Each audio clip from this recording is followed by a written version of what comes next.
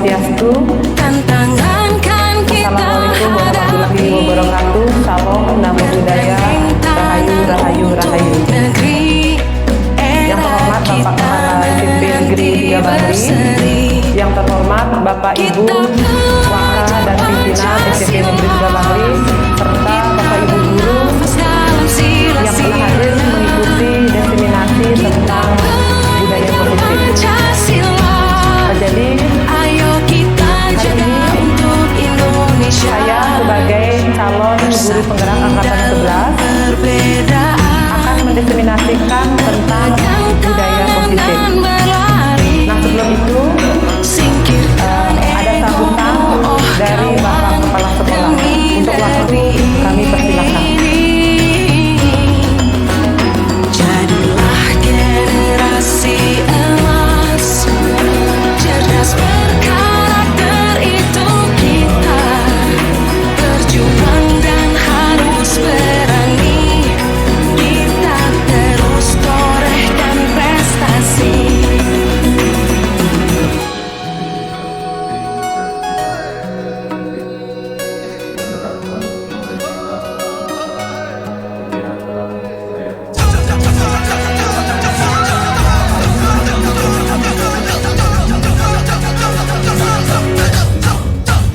Kita belajar Pancasila, kita bernafas dalam sila-silanya. Kita belajar Pancasila, ayo kita jaga untuk Indonesia.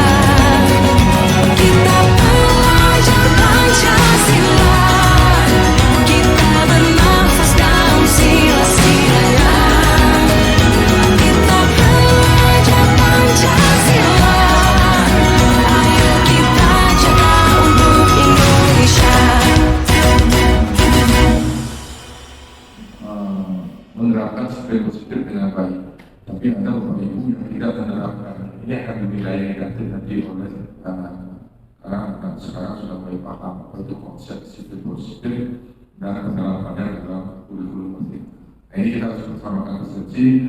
Selain nanti dari sekolah penggerak juga akan ketemu lagi tentang teori-teori spirit positif dari guru penggerak juga ketemu. Mudah-mudahan nanti kegiatan ini sangat bermanfaat bagi Bapak Ibu dan bisa diterapkan. Itu kan sekali lagi selamat menunggu, mudah-mudahan kegiatan ini dapat berjalan dengan baik dan lancar. Terakhir saya siap untuk Om Saki.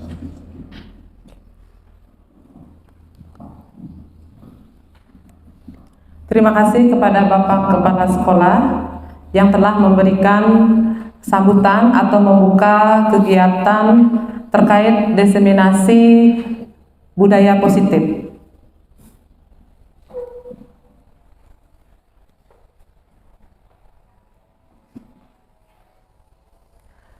Baik Bapak Ibu yang terhormat, jadi kita akan mengawali ice breaking dulu biar lebih semangat untuk mengikuti kegiatan diseminasi ya. Jadi ice breakingnya di sini hanya tepuk tangan ya Bapak Ibu, agar Bapak Ibu lebih konsentrasi lagi. Coba dites dulu, tepuk 1 kali, tepuk 2 kali, tepuk 3 kali, tepuk 4 kali ya. Kalau tepuk 4 kali seperti ini King ya. Tepuk 5 kali ya. Tepuk 5 kali. Tepuk 5 kali. Tepuk 5 kali, 4 kali.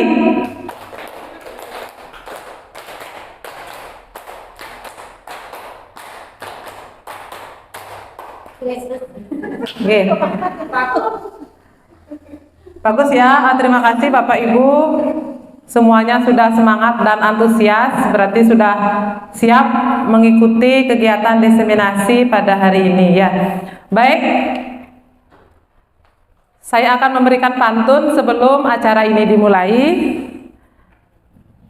Pada jam istirahat, tak lupa membeli nasi.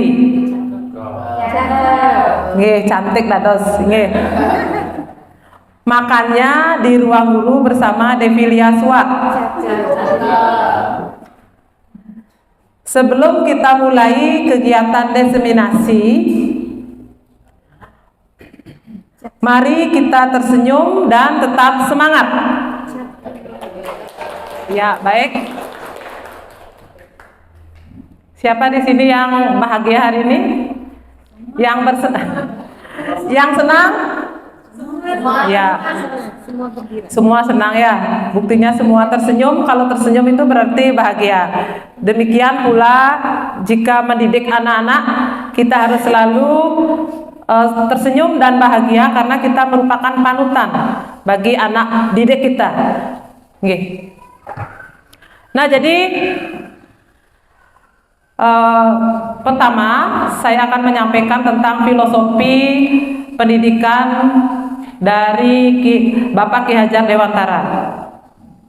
Jadi pendidikan itu adalah menuntun segala kekuatan kodrat yang ada pada anak-anak agar mereka mencapai keselamatan dan kebahagiaan yang setinggi-tingginya, baik sebagai manusia maupun sebagai anggota masyarakat.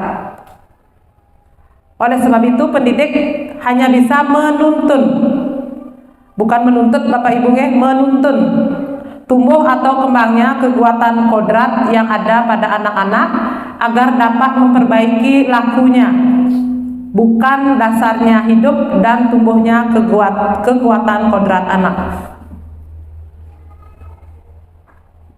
Nah, ibaratnya seperti seorang petani ya, yang menanam padi, jadi hanya dapat menuntun tumbuhnya padi dengan cara memelihara, menyiram, merawat, yang dapat membasmi ulat-ulat juga, yang dapat mengganggu hidup tanaman padi. Nah, jadi sama seperti kita seorang guru, jadi kita hanya bisa membimbing ya, menuntun anak sesuai dengan kodratnya masing-masing, menuntun anak sesuai dengan kodratnya masing-masing. Jadi tidak bisa mengubah perilaku atau kodrat anak, jadi kita hanya menuntun, mengembangkan kodrat anak tersebut. Jadi materi hari ini ada disiplin positif, kemudian motivasi perilaku manusia, keyakinan sekolah atau kelas, kebutuhan dasar manusia, posisi kontrol restitusi, dan segitiga restitusi. Jadi kita seorang guru yang baik harus memiliki kemampuan dalam mewujudkan budaya positif di sekolah. Ya, budaya positif tersebut dapat dijalankan dengan menerapkan konsep-konsep, tentunya konsep-konsep yang berkaitan dengan disiplin positif tersebut, seperti yang ada di layar. Nah, Bapak Ibu, apa yang ada di benak Bapak Ibu jika kita melihat disiplin positif itu seperti apa, Bapak Ibu? Mungkin ada yang mau menyampaikan apa yang ada di benak Bapak Ibu terkait dengan disiplin positif. Ya? Ya, mungkin kalau disiplin positif itu mungkin Bapak Ibu bisa mengaitkan dengan hukuman, tata tertib, aturan-aturan seperti itu, nggih. Nah, jadi kita akan lihat apa itu disiplin positif. Nah, sebelumnya perubahan paradigma belajar, Bapak Ibu. Jadi dalam membangun budaya positif, sekolah dapat menyediakan lingkungan yang positif, aman, dan nyaman agar siswa mampu berpikir, bertindak, dan mencipta dengan merdeka, mandiri, dan bertanggung jawab. Disiplin sangat berkaitan dengan kontrol guru terhadap siswa. Disiplin positif merupakan suatu cara penerapan disiplin yang mengajarkan anak bertanggung jawab dan menumbuhkan kesadaran diri berdasarkan nilai-nilai kebajikan. Nah, di sana ditekankan nilai-nilai kebajikan Bapak Ibu ya, seperti menghormati sesama teman, kemudian menghargai pendapat orang lain, membuang sampah pada tempatnya. Nah, itu contoh-contoh dari nilai-nilai kebajikan. Jadi disiplin positif itu lebih ke arah disiplin diri yang dapat mengontrol diri dalam melakukan segala tindakan. Disiplin diri dapat membuat murid memahami dan menyadari berdasarkan motivasi internal. Jadi di sini budaya positif itu lebih dari motivasi internal, bukan dari motivasi eksternal Bapak Ibu. Jadi tidak ada paksaan. Jadi tumbuh dari dalam dirinya itu motivasi internal. Jadi bukan akibat paksaan, pujian ataupun hukuman. Ya, jadi landasan dalam menerapkan disiplin positif tentunya 6 dimensi profil pelajar Pancasila: beriman, bertakwa kepada Tuhan Yang Maha Esa dan berakhlak mulia, mandiri, berkebinekaan global, bergotong royong, kreatif dan bernalar kritis. Nah, kemudian materi yang kedua, motivasi perilaku manusia. Ada 3 motivasi perilaku manusia. Yang pertama, untuk menghindari ketidaknyamanan atau hukuman. Yang kedua, untuk mendapatkan imbalan atau penghargaan dari orang lain. Yang ketiga, untuk menjadi orang yang mereka inginkan dan menghargai diri sendiri dengan nilai-nilai yang mereka percayai.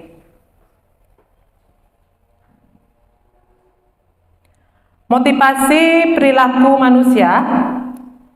Apabila Bapak Ibu menemukan murid yang melakukan kesalahan, itu termasuk hukuman, apa konsekuensi, apa restitusi.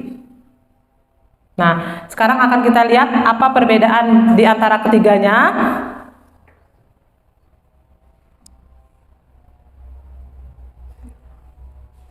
Tindakan terhadap suatu pelanggaran pada umumnya berbentuk hukuman. Lebih ke fisik juga nih, Keng. Jadi tindakan terhadap suatu pelanggaran. Yang kedua, dalam menciptakan budaya positif ini akan diperkenalkan program disiplin positif yang dinamakan restitusi. Yang ketiga, pemberian hukuman akan membentuk identitas gagal pada murid. Untuk membentuk identitas sukses pada murid, kita bisa melakukan konsekuensi atau restitusi Bapak Ibu. Jadi bukan menghukum. Kalau menghukum itu ada rasa, setelah diberikan hukuman kepada anak, itu kadang-kadang ada rasa trauma pada anak-anak tersebut. Bapak Ibu. Nah, jadi itu perbedaannya antara hukuman, konsekuensi sama restitusi. Bapak Ibu bisa melihat kalau hukuman sesuatu yang menyakitkan harus terjadi, kalau konsekuensi sesuatu harus terjadi. Jadi konsekuensi itu mempertanggungjawabkan dari hasil tindakannya, itu konsekuensi. Kalau restitusi itu yang bagus ya, penerapan disiplin. Jadi menguatkan untuk murid atau anak dalam jangka waktu yang panjang.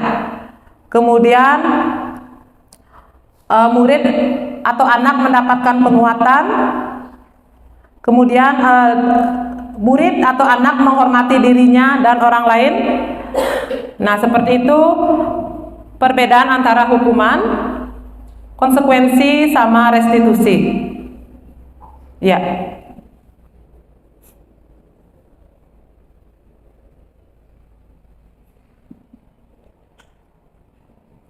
Untuk lebih jelasnya di sini ada perbedaan antara hukuman dengan konsekuensi. Kalau hukuman itu bersifat tidak terencana atau tiba-tiba. Yang kedua, hukuman bersifat satu arah. Ya, kemudian bisa berupa tindakan fisik maupun psikis dan menyakiti. Kemudian kalau konsekuensi sudah terencana atau sudah disepakati baik oleh guru maupun oleh siswa. Kemudian tidak nyaman untuk jangka waktu pendek. Dan guru senantiasa memonitor murid. Ya. Nah, mari kita sekarang simak beberapa kasus. Kalau seperti yang ada di depan, itu kira-kira termasuk hukuman atau konsekuensi, Bapak Ibu? Mungkin di sebelah kanan, kurang jelas ya. Mencatat 100 kali di dalam buku. Kemudian membuat kalimat, saya tidak akan terlambat lagi karena terlambat ke sekolah. Jadi membuat 100 kali kalimat. Itu termasuk apa? Hukuman apa konsekuensi? Ya, betul, hukuman. Kemudian lari mengelilingi lapangan basket 2 kali karena terlambat hadir di sekolah. Hukuman. Kemudian yang ketiga, membersihkan coretan yang dibuatnya di meja tulis. Konsekuensi. Murid diminta untuk push up 15 kali karena tidak menggunakan masker ke sekolah. Iya, hukuman. Menggantikan kertas tugas teman yang telah dicoret-coret.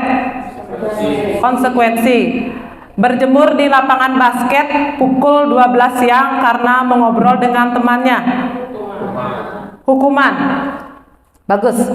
Murid diminta bertelanjang kaki sepanjang hari karena tidak menggunakan sepatu warna hitam sesuai dengan peraturan sekolah. Niki hukuman. Ya.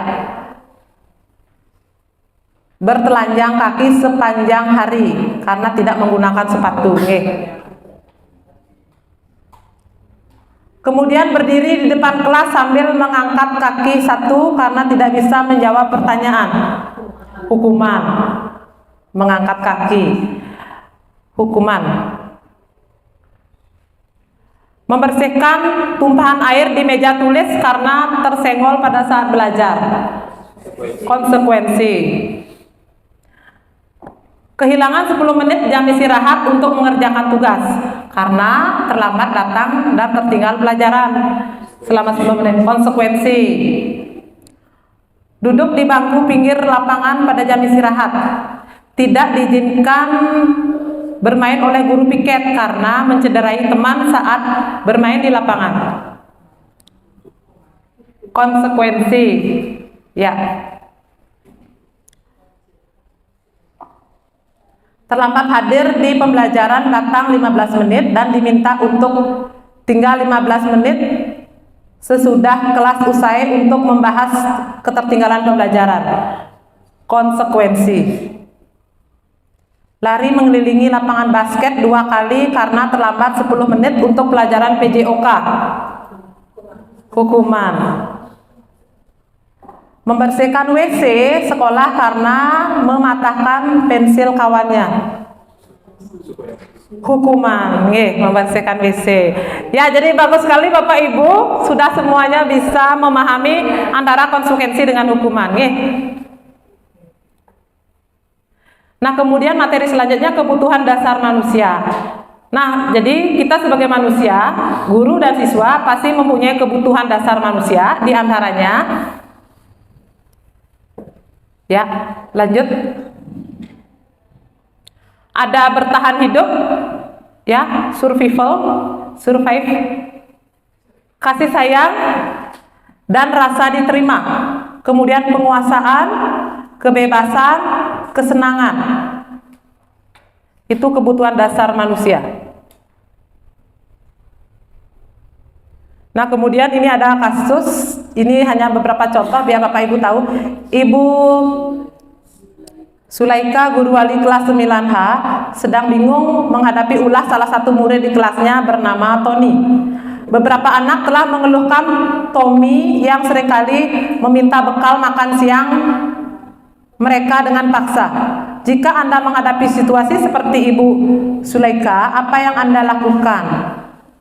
Kira-kira apa alasan Doni melakukan hal itu? Ya karena Doni itu kan punya kebutuhan dasar, Bapak Ibu. Ya, apa saja yang dialami Tommy sesuai dengan kebutuhan dasar tersebut. Ya. Nah, jadi yang pertama, alasan Tommy yang pertama,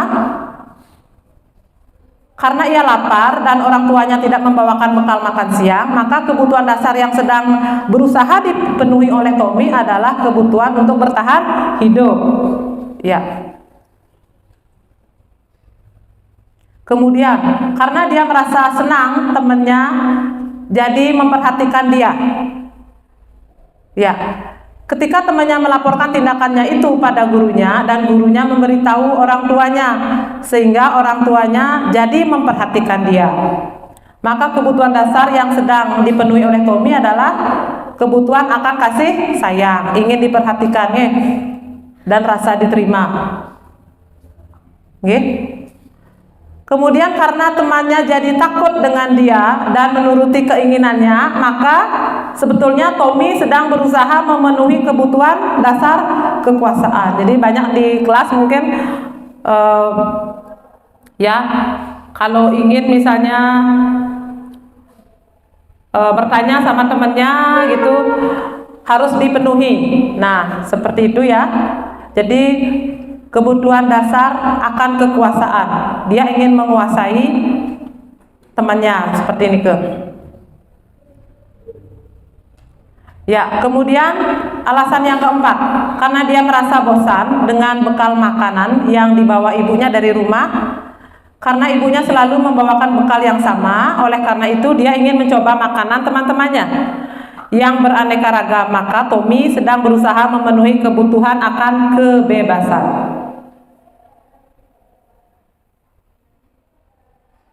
Yang kelima, karena ia melakukan karena iseng-iseng saja dan ia menikmati ekspresi wajah teman-temannya yang kesal karena diambil makanannya dan menurut dia ekspresi teman-temannya itu lucu.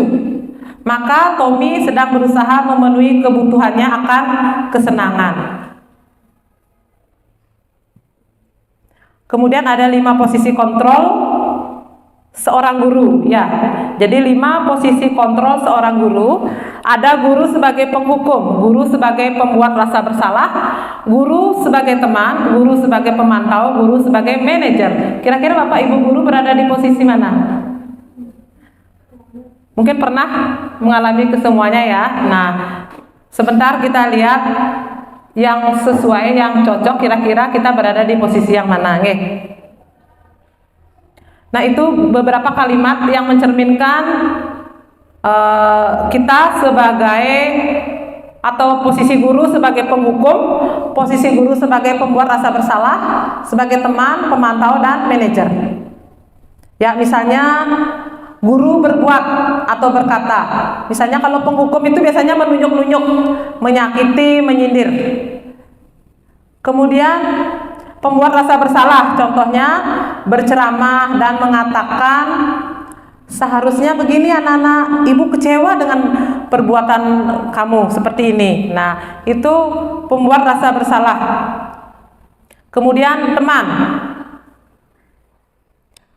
membuatkan alasan-alasan untuk muridnya. Ayo lakukan anak-anak demi ibu. Nah, biasanya seperti itu kalimat-kalimatnya. Masa kamu tidak mau? Ingat tidak, ibu pernah bantu. Nah, itu sebagai teman, posisi guru sebagai teman. Kalau posisi guru sebagai pemantau, ya, guru berbuat. Misalnya di sana ada perhitungan atau mengukur ya. Kemudian kalau manajer, itu biasanya guru itu banyak mengajukan pertanyaan-pertanyaan Bapak Ibu.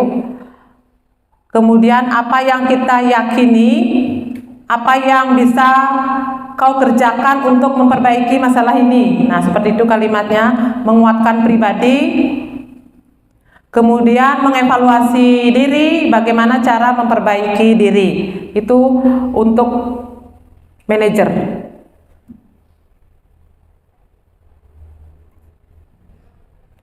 Nah, jadi dari kelima posisi kontrol tersebut, sebaiknya seorang guru menggunakan posisi apa, Bapak Ibu?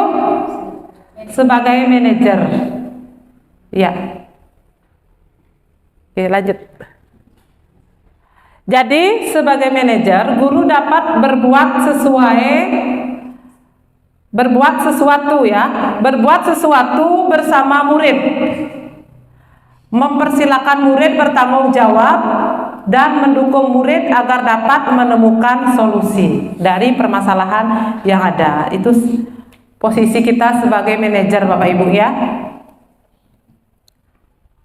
Selain itu, posisi manajer mengacu pada restitusi ya, yang dapat menjadikan murid sebagai manajer bagi dirinya sendiri sehingga dapat tercipta identitas positif pada diri murid.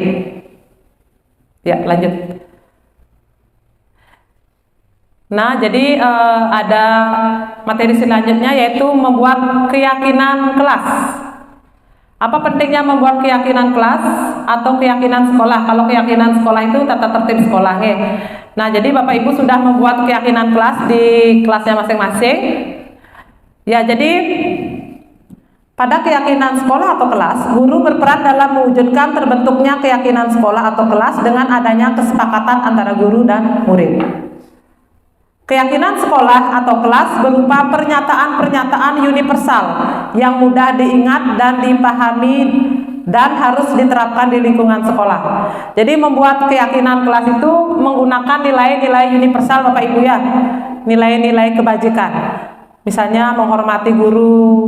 Kalau yang bukan nilai universalnya berarti tidak menghormati guru. Kemudian membuang sampah pada tempatnya, itu nilai universal maksudnya. Nah, seperti yang sudah saya lakukan, membuat keyakinan kelas seperti itu. Jadi kita mensosialisasikan dulu tentang keyakinan kelas, baru kita mengajak siswa untuk membuat keyakinan kelas berdasarkan pendapatnya sendiri-sendiri, pendapatnya masing-masing, dengan menuliskan beberapa pernyataan lalu ditempel di depan kelas, baru kita sepakati apa nilai-nilai universal atau keyakinan kelas yang menjadi kesepakatan di kelas tersebut. Jadi biasanya ini wali kelas pastinya sudah membuat keyakinan kelas bersama siswanya. Jadi misalnya bekerja sama menjaga kebersihan kelas, kemudian saling peduli, menghargai dan membantu sama lain, menjaga dan meletakkan barang sesuai pada tempatnya, kemudian mengerjakan tugas dengan tepat waktu, kemudian aktif mengikuti pembelajaran di dalam kelas. Mungkin ada juga bisa ditambahkan, karena anak-anak sekarang membawa HP, mungkin bisa ditambahkan di keyakinan kelas tidak menggunakan HP kecuali apabila ada izin dari guru, mungkin seperti itu ya. Dan materi terakhir itu ada segitiga restitusi. Tahapan dalam segitiga restitusi itu ada menstabilkan identitas, validasi tindakan yang salah, kemudian menanyakan keyakinan. Jadi kita dalam mengatasi masalah, jadi bukan guru BK saja, kita semua berkewajiban untuk menerapkan langkah-langkah segitiga restitusi ini, Bapak Ibu. Ketika kita menghadapi suatu masalah di kelas, kita harus menerapkan segitiga restitusi niki. Jadi ajak komunikasi siswa tersebut. Kenapa anak-anak melakukan hal tersebut? Jangan langsung dihukum, dibentak. Apa alasan mereka? Apa alasannya? Sehingga kita tahu dan kita bisa memberikan arahan atau solusi yang tepat. Ya. Jadi yang pertama, menstabilkan identitas. Itu dilakukan berdasarkan prinsip bahwa membuat kesalahan adalah bagian dari proses pembelajaran yang nantinya akan menggeser identitas gagal ke identitas sukses.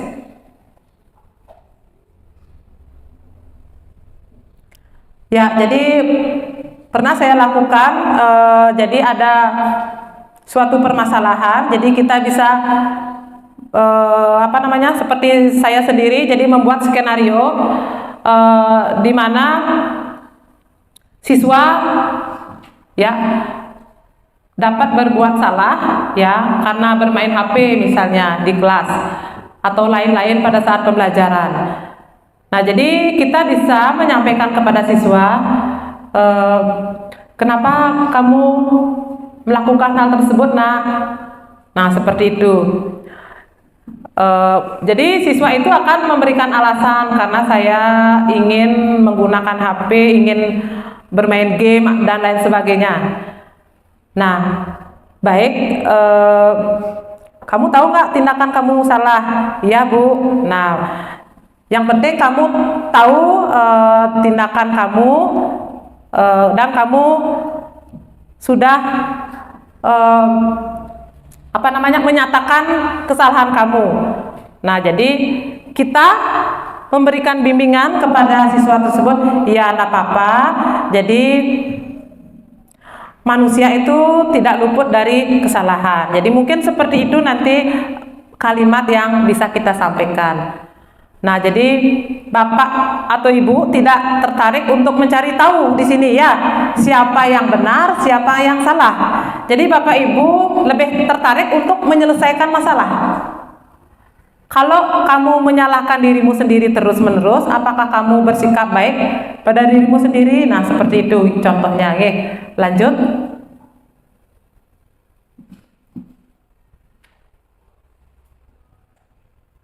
Validasi tindakan yang salah. Nah, setelah menstabilkan identitas, kita cari dulu permasalahannya apa, baru kita validasi tindakan yang salah. Ini berkaitan dengan keyakinan kelas, Bapak Ibu. Jadi dilakukan berdasarkan prinsip bahwa setiap perilaku berupaya memenuhi suatu kebutuhan tertentu, sehingga guru atau orang tua akan bergeser dari pemikiran stimulus respon menjadi proaktif, serta akan lebih mengenali dan mengakui kebutuhan murid atau anak. Ya. Misalnya kita bisa berkomunikasi dengan siswa, kamu pasti punya alasan kenapa tadi kamu bermain HP, seperti itu misalnya. Apa yang penting bagi kamu? Kamu boleh tetap berusaha menjaga sikap itu, tapi tambahkan sikap yang lain, yang baru. Ya, maukah kamu belajar cara lain untuk mendapat yang kamu butuhkan tanpa harus memukul? Nah, itu salah satu contoh kalimat yang kita sampaikan. Nah, kemudian baru di sini menanyakan keyakinan yang terakhir. Menanyakan keyakinan dilakukan dengan memberi pertanyaan-pertanyaan bermakna kepada murid atau anak untuk memunculkan motivasi secara intrinsik sehingga mampu mengaitkan keyakinannya dengan tindakan yang salah. Nah, kamu tadi bermain HP, berarti kamu sudah mengakui kesalahan kamu. Kamu ingat tak dengan keyakinan kelas yang kita buat? Nah, seperti itu misalnya. Jadi siswa pasti menjawab, ingat Bu. Nah, berarti kamu melanggar keyakinan kelas tersebut. Ya, nah mungkin pasti seperti itu. Keyakinan kelas apa yang kamu langgar? Bermain HP Bu di kelas. Harusnya saya tidak boleh menggunakan HP pada saat pembelajaran. Nah, seperti itu. Jadi keyakinan kelas yang kamu langgar adalah tidak boleh bermain HP pada saat jam pelajaran. Nah, seperti itu. Jadi kita menanyakan keyakinannya.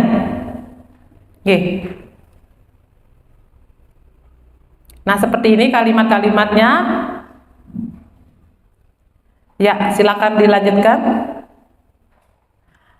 Ya, Bapak Ibu, demikian materi terakhir yang bisa saya sampaikan sekaligus demikian seluruh rangkaian kegiatan diseminasi tentang budaya positif pada hari ini. Saya ucapkan banyak terima kasih atas kehadiran dan partisipasi Bapak Ibu telah mengikuti kegiatan diseminasi dengan baik sehingga kegiatan hari ini berjalan dengan lancar. Semoga pemaparan ini dapat bermanfaat untuk kita lebih menegakkan budaya positif di sekolah. Jadi mari kita bersama-sama menegakkan budaya positif mulai dari kita, karena kita merupakan role model bagi siswa kita sebagai contoh, sehingga anak-anak akan dapat menumbuhkan motivasi intrinsik. Itu yang terpenting, motivasi intrinsik, sehingga dapat membentuk karakter siswa yang lebih baik. Ya Bapak Ibu, acara akan saya tutup dengan mengucapkan Pramesanti. Om Santi Santi Santi Om. Terima kasih.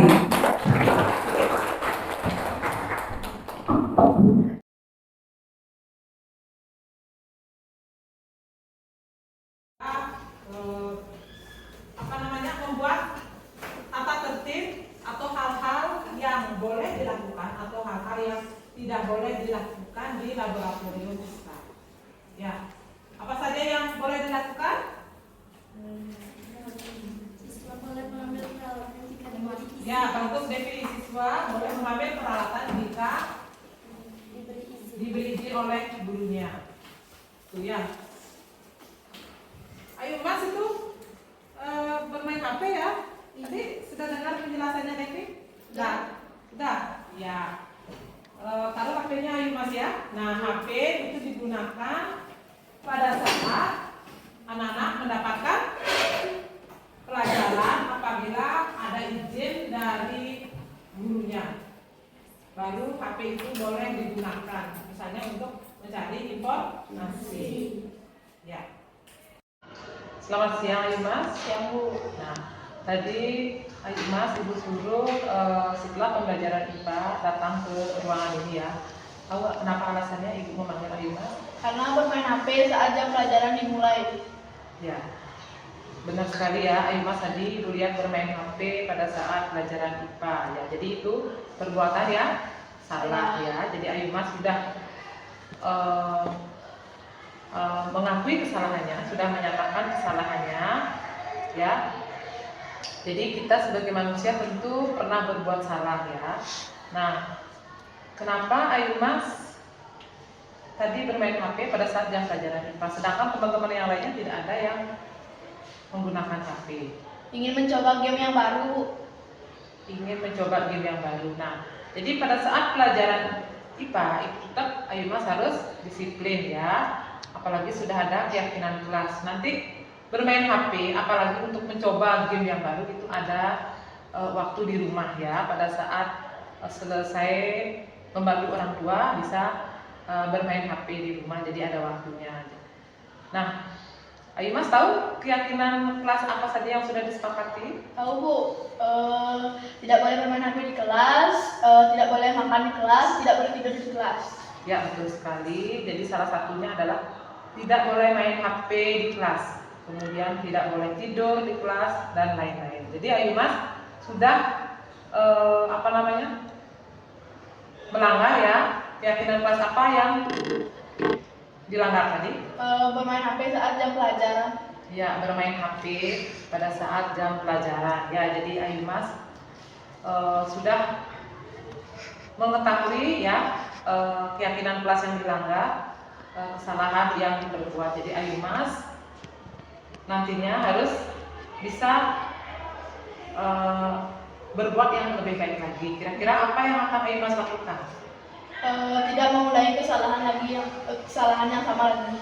Baik, ya. Jadi Ayu Mas tidak akan mengulangi kesalahan lagi. Jadi tidak bermain HP pada saat jam pelajaran IPA atau pelajaran yang lainnya. Terima kasih Ayu Mas. Ya. Terima kasih juga udah memberitahu saya untuk tidak bermain HP di kelas lagi Bu. Ya, baik Ayu Mas. Semoga Ayu Mas menjadi lebih disiplin, menjadi anak yang rajin mematuhi tata tertib yang ada di sekolah menjadi lebih baik lagi. Terima kasih. Silakan. Marta, tahu nggak kenapa Marta dipanggil ke sini? Karena saya tidur di kelas, Bu. Ya, karena tidur di kelas. Jadi Marta sudah mengakui kesalahannya, ya. Jadi Ibu tahu ya, jadi manusia tidak ada yang sempurna, tapi Marta harus tahu juga keyakinan kelas kita ya. Ya, apa saja keyakinan kelas yang Marta tahu? Tidak boleh ribut di kelas. Tidak boleh ribut di kelas, Tidak boleh tidur. tidur ya. Berarti keyakinan kelas apa yang Marta langgar? Ya, karena saya tidur di kelas. Ya, tidak disiplin ya, tidak menghormati pada saat guru mengajar. Nah, kira-kira kenapa Marta tidur di kelas? Karena saya bergadang sama dia. Ya, karena bergadang ya. Ya, kira-kira solusinya bagaimana? Solusinya apa? Agar Marta tidak tidur lagi di dalam kelas. Saya tidur tepat waktu. Ya, solusinya tidur tepat waktu. Apa lagi? Tidak bermain HP ya. Jadi tidur lebih awal apabila tidak ada apabila tidak ada tugas rumah ya.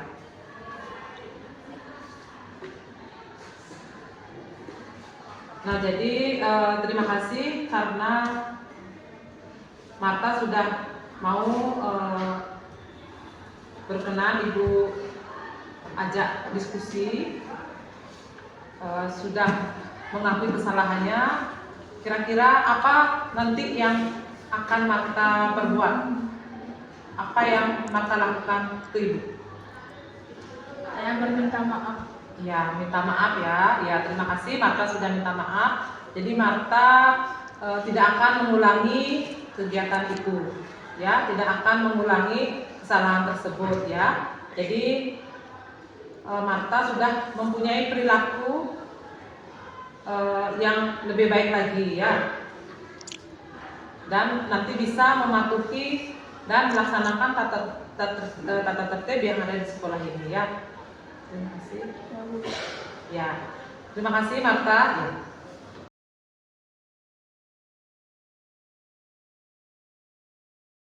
Sekarang Ibu akan menyampaikan terkait tentang budaya positif. Ya. Nah, sebentar baru akan Ibu ajak anak-anak membuat keyakinan kelas, ya, atau keyakinan sekolah yang nantinya anak-anak sepakati bersama-sama. Ya. Nah, jadi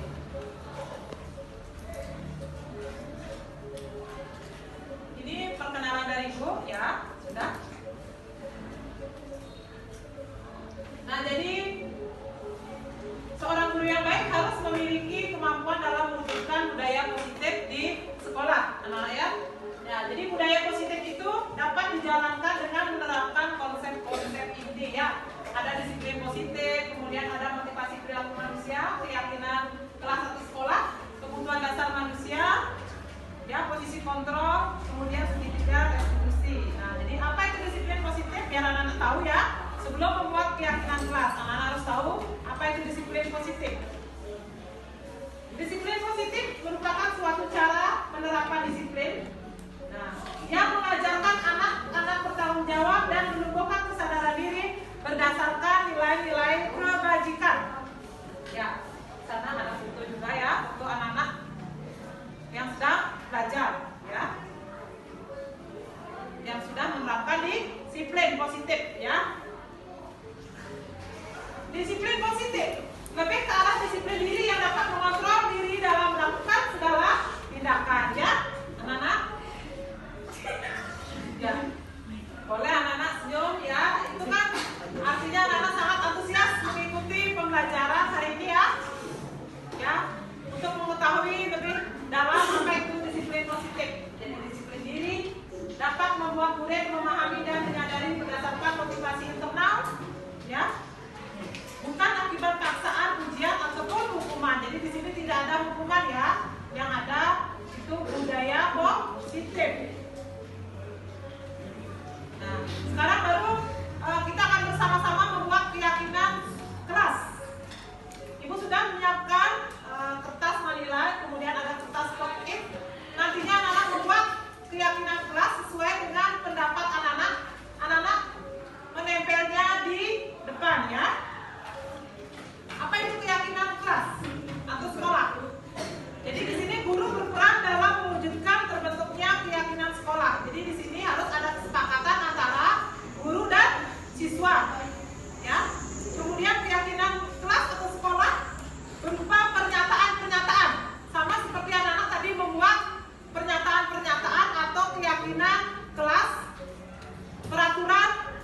di laboratorium IPA. Kebetulan mempelajari tentang alat-alat laboratorium IPA. Ya, jadi materinya nyambung sekarang ya. Jadi sekarang anak-anak membuat keyakinan kelas bersama-sama. Silakan menulis di kertas post-it, kemudian nanti anak-anak menempelkan. Baru kita akan sepakati keyakinan kelas di kelas 7D. Ya. Silakan anak-anak. Ya, sudah. Kita mengecek satu persatu keyakinan kelas yang sudah anak-anak buat. Ya. Jadi nantinya keyakinan kelas ini atau kesepakatan kelas ini akan anak-anak jadikan peraturan di kelas, ya, secara bersama-sama. Baik, anak-anak, yang pertama tidak boleh makan di kelas saat pelajaran. Bagaimana, setuju? Setuju. Tidak boleh makan dan minum, ya, sama ya. Kemudian tidak boleh ribut di dalam kelas, oke. Tidak boleh bermain HP pada saat jam pelajaran, ya, bagus. Tidak boleh makan di kelas, sama ya. Kemudian meminta izin kepada guru jika ingin keluar kelas, ya, bagus. Tidak boleh bermain-main pada saat guru menjelaskan materi, bagus. Tidak boleh makan dan minum, sama. Tidak boleh main HP atau main game pada saat pelajaran, ya, bagus. Tidak boleh mengambil alat-alat yang ada di dalam kelas tanpa izin guru, ya. Tidak boleh ribut pada saat jam pembelajaran, ya. Tidak menggunakan HP tanpa izin guru, ya. Boleh digunakan apabila guru mengizinkan hal itu berkaitan dengan pembelajaran, ya. Tidak boleh makan dan minum, sama. Tidak boleh bermain HP, ya. Tidak boleh ribut. Tidak boleh keluar bersama-sama, ya, bagus. Jadi boleh anak-anak keluar apabila mendapatkan izin dari gurunya, ya. Yang mana lagi? Tidak boleh bermain HP, ya. Kemudian keyakinan kelas ada juga mendengarkan guru saat mengajar di kelas, ya, bagus. Jadi disiplin atau konsentrasi pada saat mengikuti pembelajaran. Tidak boleh tidur di dalam kelas, ya, bagus. Nah, jadi banyak sekali kesepakatan atau keyakinan yang sudah anak-anak buat. Tepuk tangan dulu untuk kita semua. Nah, jadi keyakinan kelas ini apakah bisa anak-anak sepakati? Bisa. Ya, apakah bisa anak-anak jalankan? Bisa. Ya, mulai sekarang anak-anak harus menerapkan keyakinan kelas tersebut sehingga anak-anak bisa menerapkan nilai-nilai kebajikan. Anak-anak bisa menerapkan disiplin positif, ya. Seperti itu anak-anak untuk keyakinan kelasnya. Ya, nanti bisa anak-anak akan membuat keyakinan kelas seperti itu, ya. Nanti kita tinggal membuatnya dengan menggunakan Canva. Nanti bisa dipajang di tembok, ya. Nah, seperti itu anak-anak. Ya, baik. Itu saja anak-anak untuk hari ini. Untuk pembelajaran hari ini membuat keyakinan kelas. Semoga kegiatan ini menyenangkan bagi anak-anak, bisa diimplementasikan, bisa diterapkan. Bagaimana, siap? Siap. Semoga kegiatan ini bermanfaat bagi anak-anak semua. Ibu ucapkan terima kasih. Ibu tutup dengan para pesanti.